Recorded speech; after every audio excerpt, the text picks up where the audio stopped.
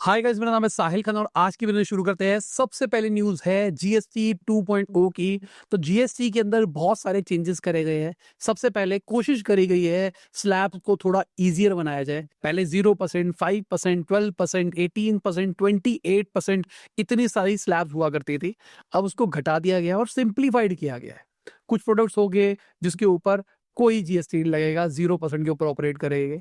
कुछ हो गए जो कि एसेंशियल है, जो कि सबको चाहिए ही चाहिए, उसके ऊपर 5% लगेंगे। 18% लगेगा गुड्स और सर्विसेज के ऊपर, जो उनको लगता है नॉन एसेंशियल वाली कैटेगरी के अंदर है। और 40% सीधा लगेगा सिंटेक्स, जो सुपर एक्सपेंसिव चीजें, जो उनको लगता है कि लग्जरी के लिए ही यूज होती है। तो जो पहले 12% वाला स्लैब था, अब वो 5% के ऊपर आ गया, आप ये कह सकते हो। जो 18% पे था वो 18% के ऊपर ही है। और बहुत सारे ऐसे प्रोडक्ट जो 28% पे थे, अब वो 40% पे जाते हुए दिखाई दे रहे हैं। तो अब बात कर लेते हैं कौन सी चीजें हैं जो महंगी होने वाली है और कौन सी चीजें हैं जो सस्ती होने वाली है। तो अगर हम ऑटोमोबाइल की बात करके चले तो थ्री व्हीलर्स जो है और जो गुड ट्रांसपोर्ट व्हीकल है, जो 28% पहले स्लैब लगती थी, अब वो 18% पे आ गई है। जो मोटरसाइकिल है 350 सीसी से नीचे वाली, वो 28% से 18% पे आ गई है। और जो स्मॉल कार्स है, पेट्रोल, एलपीजी या फिर सीएनजी वाली, जो 1200 सीसी से नीचे की है, डीजल के अंदर 1500 सीसी से नीचे की है, वो 18% पे आ गई है।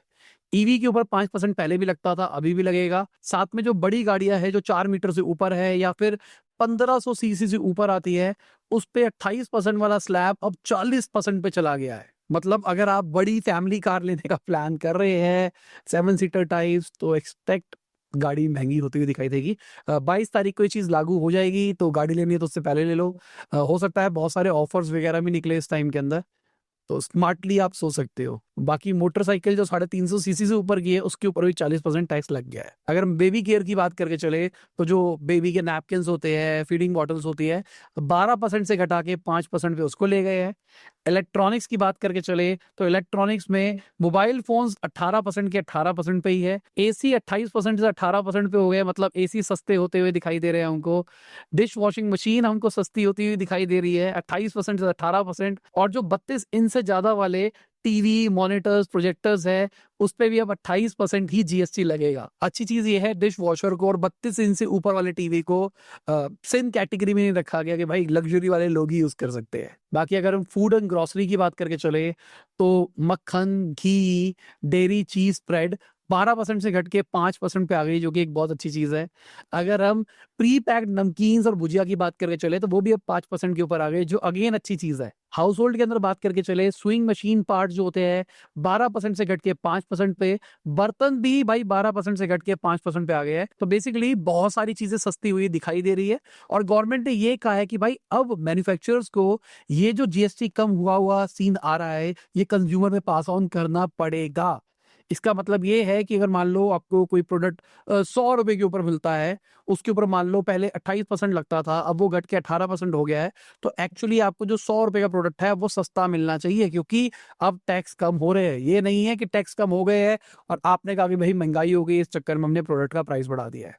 बाकी बहुत सारी स्मार्ट चीजें देखने को मिलेगी हमको 2 से 3 महीने के अंदर। कंपनीज कैसे कोशिश करेगी ये जो टैक्स कम हुआ है इससे अपने मार्जिन को हेल्दी कर पाए, मुझे ऐसा लगता है। लेट्स सी क्या होता है। बाकी इंडस्ट्रियल कैटेगरी की बात करके चले तो कोयला 5% से बढ़ा के 18% पे कर दिया गया है। सीमेंट 28% से 18% पे आ गया, मतलब घर सस्ते बनेंगे। जो इरिगेशन सिस्टम होता है ड्रिप वाला और स्प्रिंकलर्स होते हैं, उसको 5% पे ले आए, मतलब ये एसेंशियल कैटेगरी में सोचा जा रहा है। ट्रैक्टर्स हो गए या एग्रीकल्चर वाली मशीन्स हो गई, उसको भी 5% पे लाया जा रहा है, जो कि अगेन अच्छी चीज है। मेडिकल की बात करके चले तो करेक्टर स्पेक्टिकल्स होते हैं, जो नंबर वाले चश्मे होते हैं, वो 12 से घट के 5% के ऊपर आ गए हैं। जो डायग्नोस करने वाली किट्स होती है, टेस्ट स्ट्रिप्स होती है या फिर ग्लूकोमीटर्स होते हैं, उनके ऊपर भी 5% जीएसटी लगेगा। साथ में मेडिकल ग्रेड ऑक्सीजन थर्मोमीटर भी 5% पे आ गया है, जो अगेन बहुत बढ़िया चीज है। अगर हम पर्सनल केयर की बात करके चले, जो कि शायद सिन कैटेगरी हो सकती है, लेट्स सी उसमें क्या होता है। पर्सनल केयर के अंदर 18% से घटा के 5% पे ले गए हैं, मतलब hair oil, toothpaste, toilet soap, shampoo सब कुछ सस्ता होता हुआ दिखाई देगा। सर्विसेज के अंदर ज्यादातर सर्विसेज 18% पे थी, 18% पे रहेगी। बट इंश्योरेंस 0% पे आ गया भाई। अगर हम इंडिविजुअल हेल्थ और लाइफ इंश्योरेंस की बात करके चले तो 0% पे उसको ले आए हैं। मतलब अभी इंडस्ट्री बोल रही थी कि भाई ऐसा नहीं करो, ऐसा मत करो, 5% कर लो, ये कर लो, वो कर लो, बट 0% आ गया है। हमने मतलब मैं कहूँगा बहुत टाइम पहले वीडियो बनाई थी और उसके ऊपर मैंने क्रिटिसाइज भी किया था गवर्नमेंट को कि भाई अगर हम हेल्थ इंश्योरेंस ले रहे हैं तो दिस इज गवर्नमेंट की गलती, फिर भी गवर्नमेंट इसको सॉल्व नहीं कर पा रही, तो गवर्नमेंट को जीएसटी 0% लाना चाहिए और गवर्नमेंट ने वो कर दिया।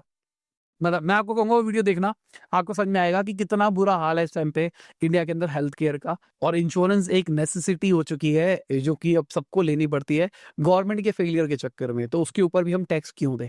बाकी साहिल खन्ना वाले चैनल के ऊपर एक केस स्टडी आ गई भाई, हमने ईज माई ट्रिप के डाउनफॉल के बारे में बात करी है कि क्या हो रहा है उस कंपनी के अंदर। रिसेंटली हमने न्यूज में भी कवर किया था कि प्रशांत पिट्टी जी ने कंपनी छोड़ दी है, तो क्या हो रहा है, क्यों इतने शेयर प्राइस उनके घटते हुए दिखाई दिए। बहुत मजा आएगा उस केस स्टडी के अंदर। कोशिश वही है कि 10 मिनट के अंदर आपको पूरा बिजनेस का एनालिसिस दे दिया जाए और आपका लेवल अप कर दिया जाए, तो वो देख लेना। बाकी भाई वीडियो में आगे जाने से पहले आपको याद दिलाना चाहूंगा, आपने लाइक का बटन नहीं दबाया, लाइक का बटन दबा दो, चैनल को सब्सक्राइब। मैं ऐसी ही डेली बिजनेस न्यूज आपके लिए लाता रहता हूँ। बाकी सिन गुड की बात करके चले तो सिन गुड के अंदर आ गई आपकी कार्बोरेटेड बेवरेजेस, जिसमें फ्रूट जूस भी है, वो भी 40% लगेगा। गुटखा पान मसाला 40% ही तो लगना ही चाहिए था। बाकी स्टेशनरी आइटम्स की बात करके चले तो 0% पे आ गए हैं। नैप, चार्ट, ग्लोव 0% पे, 12% से 0%। वेरी गुड, मेरे हिसाब से ये एसेंशियल वाली बात ही होना ही चाहिए था। पेंसिल, शार्पनर्स, नोटबुक, इरेजर सब 0% पे आ गए हैं। इसके अलावा सेमीकंडक्टर के ऊपर 12% से घटा के 5% जीएसटी कर दिया गया है। सी फूड के ऊपर 5% जीएसटी कर दिया गया, और मेरे हिसाब से सी फूड वाले बेचारे फंस भी रहे बहुत सारे, क्योंकि यूएस ने जो टैरिफ लगाया है उसकी वजह से इन पे इम्पैक्ट पड़ रहा था। कहीं ना कहीं लोकल के अंदर रिलैक्सेशन देखने को मिल रही है। इसके अलावा अगर आप होटल बुक कराते हो 7,500 रुपए पर नाइट तक का, तो 5% जीएसटी लगेगा। अगेन बहुत बढ़िया चीज है, मतलब 7,500 rupees per night is a decent, आपको अच्छा मिल जाता है इस रेट के अंदर। 5 स्टार वगैरह जाना तो फिर 15,000 टाइप जाएगा, बट ठीक, अच्छा, डिसेंट, अच्छी क्वालिटी का आपको 7,500 में मिल जाता है। तो इसको सिन कैटेगरी नहीं रखा गया, दिस इज वेरी गुड। इसके अलावा जो मूवी टिकट्स होती है उसके ऊपर 18% टैक्स लगेगा, जो 100 रुपए से ऊपर है, मतलब ज्यादातर के ऊपर लगेगा। स्कीम वीम चल रही है तो बात अलग है, वरना 18% ही मूवी टिकट्स के ऊपर लगेगा। इसके अलावा आईपीएल के ऊपर 40% जीएसटी है, मतलब ये सिन कैटेगरी हो गई है। और जो रेगुलर क्रिकेट मैचेस है उसके ऊपर 18% ही टैक्स लगने वाला है। अभी इतने सारे जो चेंजेस आए हैं ना, इस चक्कर में गवर्नमेंट को रेवेन्यू लॉस होने वाला है। अगर नंबर्स की बात करके चले तो तकरीबन 93,000 करोड़ का रेवेन्यू लॉस देखने को मिलेगा गवर्नमेंट ने जो नई स्कीम्स निकाली है इसके चलते। अब जीएसटी ही सबसे बड़ी न्यूज थी, उसके अलावा भी कुछ न्यूज हुई है। जैसे स्विगी की बात करके चले तो उन्होंने अपना प्लेटफॉर्म फीस 15 रुपए कर दिया है, 12 रुपए से 15 रुपए किया है। इंडिपेंडेंस डे के अंदर 14 रुपए किया गया था और 15 रुपए अब सीधा कर दिया गया है। जोमेटो वालों ने भी रिसेंटली बढ़ाया है, तो इनको लगा भाई जोमेटो ने बढ़ा दिया, हम लीडर रहेंगे एक इंडस्ट्री के अंदर। तो चाहे हमारे नंबर्स अच्छे नहीं है, चाहे क्विक कॉमर्स की बात करके चले, चाहे फूड डिलीवरी की बात करके चले, बट कहीं ना कहीं प्लेटफॉर्म फीस के अंदर हम सबसे आगे जा सकते हैं। बाकी बोट ने 60 करोड़ का प्रॉफिट रिपोर्ट किया है फाइनेंशियल ईयर 25 के अंदर। यहाँ पे 24.5 करोड़ का रेवेन्यू अदर इनकम से भी देखने को मिला है, बट ओवरऑल इनका रेवेन्यू डाउन होता हुआ दिखाई दिया है।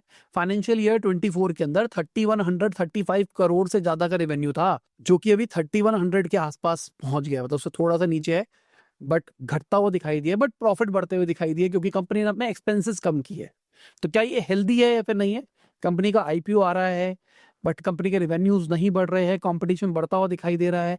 कंपनी का जो स्मार्ट वॉच का सेगमेंट था वो ऑलमोस्ट फेल होता हुआ दिखाई दे रहा है। वेरिएबल कैटेगरी 40% ड्रॉप होती हुई दिखाई दी है। जो इनके ऑडियो प्रोडक्ट है वो 5% बढ़ते हुए दिखाई दिए है। इसके अलावा इन्होंने किमीरिका के अंदर अपने शेयर्स बेचे हैं, उससे भी थोड़ा सा पैसा इनको देखने को मिला है। बाकी जो A23 है, जो कि पहली कंपनी है जिन्होंने गवर्नमेंट के अगेंस्ट केस किया है, जो अभी ऑनलाइन गेमिंग एक्ट लाया गया है उसके अगेंस्ट, तो गवर्नमेंट ने बोला है कि भाई इस केस को सुप्रीम कोर्ट से ट्रांसफर कर देना चाहिए दिल्ली हाई कोर्ट के एपेक्स कोर्ट के अंदर। अब A23 का कहना है कि भाई कॉन्स्टिट्यूशनल राइट है हमारा कि हम कोई भी बिजनेस कर सके, और आपने बिजनेस रोका है, हम गेम ऑफ स्किल खिला रहे हैं, हम कोई गलत काम नहीं कर रहे हैं। देखो, मुझे बिल्कुल लगता है कि गवर्नमेंट को बैन करना तो डे 1 पे बैन करना चाहिए था।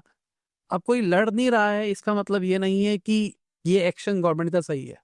ऑनलाइन गेमिंग डे 1 पे बैन होनी चाहिए थी, और इनफैक्ट मैं कहता हूँ सबको लग रहा है ऑनलाइन गेमिंग बैन हो गई है, चल रही है, बस बहुत सारे जो जुगाड़ वाले प्लेटफॉर्म्स होते हैं, सट्टे वाले प्लेटफॉर्म होते हैं, वो पहले भी चलते थे, अभी भी चलते हैं, ठीक है, आगे भी चलते रहेंगे।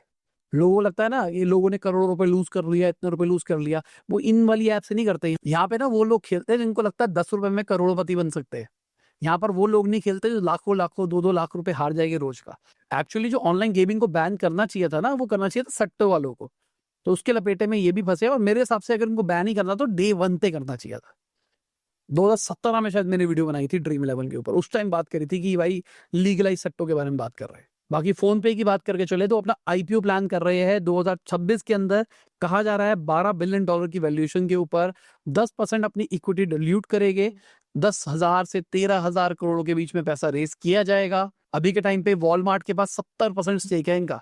बाकी जो इन्वेस्टर्स है कहा जा रहा है वो बहुत सारे फुली एग्जिट होने वाले हैं, चाहे टाइगर ग्लोबल की बात कर ले या जनरल अटलांटिक की बात करके चल रहे। कम शेयर होल्डिंग है बट पार्शियल एग्जिट ये कर सकते हैं। अगर नंबर्स की बात करके चले तो फाइनेंशियल ईयर 24 के अंदर 73% से इनका रेवेन्यू बढ़ता हुआ दिखाई दिया था। 5064 करोड़ का इन्होंने रेवेन्यू रिपोर्ट किया था, जिसपे 197 करोड़ का पैट भी था, बट ये ना एडजस्टेड पैट था। अभी वेट एंड वॉच, नंबर्स आने तो फिर बात करेंगे, आईपीओ आने तो फिर बात करेंगे। बाकी हमारी मार्केट की बात करके चले तो भाई प्रॉफिट बुकिंग बंद होती हुई दिखाई दी है। स्टार्टिंग बहुत अच्छी थी मार्केट की, लग रहा था भाई मार्केट आग लगा देगी, ये कर देगा, क्योंकि जीएसटी वाला सब कुछ ना वो लहर बन गई थी कि उस लहर का इम्पैक्ट लग रहा था। बट कहीं ना कहीं मार्केट बंद होते होते मार्केट नीचे बंद होती हुई दिखाई दी है। बाकी आप देख लो कौन रहा है ऊपर कौन रहा है नीचे। और इसी के साथ में हमारी आज की बिजनेस न्यूज खत्म होती है। उम्मीद करता हूं आपको मजा आया होगा। लाइक कर देना, शेयर कर देना, कमेंट करना वीडियो कैसी लगी। बाय, गुड नाइट, शब खुदा हाफिज, गुड मॉर्निंग, गुड आफ्टरनून, जब भी आप वीडियो देख रहे हैं। जय हिंद, वंदे मातरम, दुआ में याद रखना।